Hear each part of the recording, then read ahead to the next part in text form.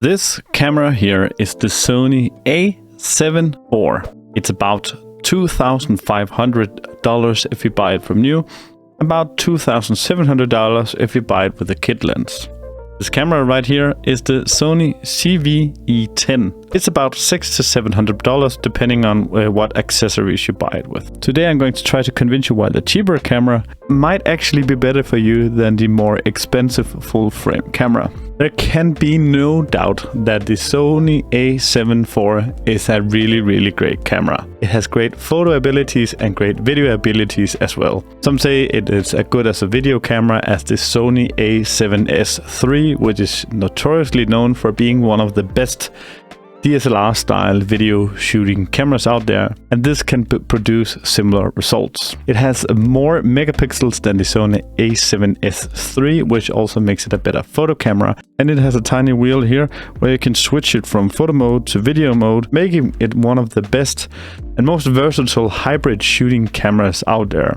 It has a great big viewfinder, a great screen, and all around it is a great camera. I love the camera. It's great quality and you can feel it's good. It has 2 SD card slots, and it even has one thing that I really love, which is a full-size HDMI port. It shoots 10-bit 422 and 4K 60, not 4K 120p like the A7IV, but it's still very good for all your video needs if you need to produce really high quality video. And it has a 33 megapixel sensor for taking great photos, and you can shoot RAW and JPEGs at the same time, and you can dual write for 2 SD cards. This is a professional camera. Then we compare it to the Sony ZV-E10, which is only an APS-C sensor and not a full frame sensor. If you open up here, you can see that the sensor size on the Sony A7IV is about 50% larger than the Sony ZV-E10,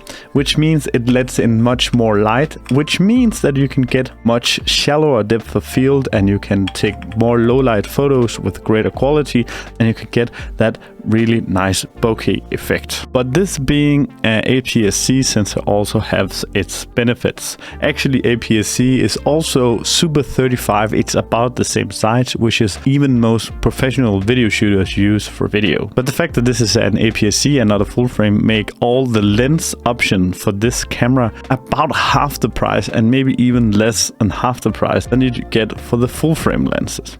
There's a great selection of lenses. I'm actually recording right now with a APS-C style, not almost the same camera as this one, with a Sigma lens. And Sigma makes great lenses, also great full frame lenses, but they make so great lenses for the APS-C line. They are all about $400, and if you want to vlog, then a 16mm 1.4 is about $350 or $400 or so, and then you sit with a lens and a camera for under $1,000. And if you go to the Sony A7IV and get a lens comparable for this, it's about at least $500, and including a camera for $2,500, then you're looking at $3,000 instead of $1,000. So some of the things that this smaller camera doesn't have is that it has a 24 megapixel sensor, where the Sony A7IV has a 33 megapixel sensor for photos. But in my opinion, you will not be able to see the difference in megapixels, because it's not all about the megapixels. What makes the difference though in video quality and in photo quality is that this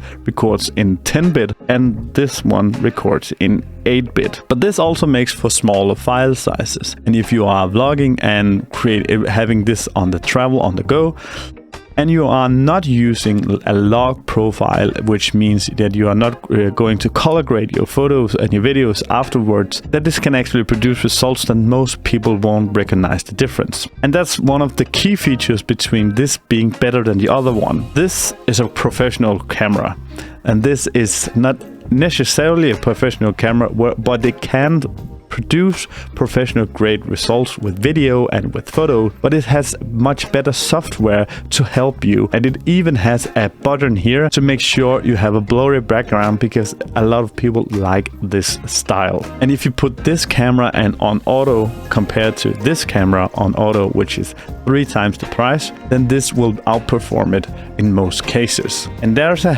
nifty little thing as well on this camera, which makes it an even better buy. If you look at the top of it, there's this grid. This is actually a built-in microphone that it's pointing towards you if you are vlogging. So if you're pointing the camera like this and you're vlogging and speaking to the microphone, this is actually an okay microphone that's built in, whereas the other more expensive camera does not have an okay microphone. And if you've used this microphone, the built-in microphone, and you run it through a software, something like the Adobe Podcast software, which uses AI to enhance the audio, then this is actually a great camera just to take around and vlog without even having a microphone on top, which is something that I love about this camera. This is a test for the built-in microphone with the Sony ZV-E10. I'm testing this in the hope that you will subscribe to my video. Now this is a test with a built-in microphone on the Sony ZV-E10, but enhanced with Adobe Podcast for better audio quality in the hope that you will subscribe to my content. The small Sony ZV-E10 also shoots in 4K like the Sony A7IV. It shoots 4K with a small crop though, but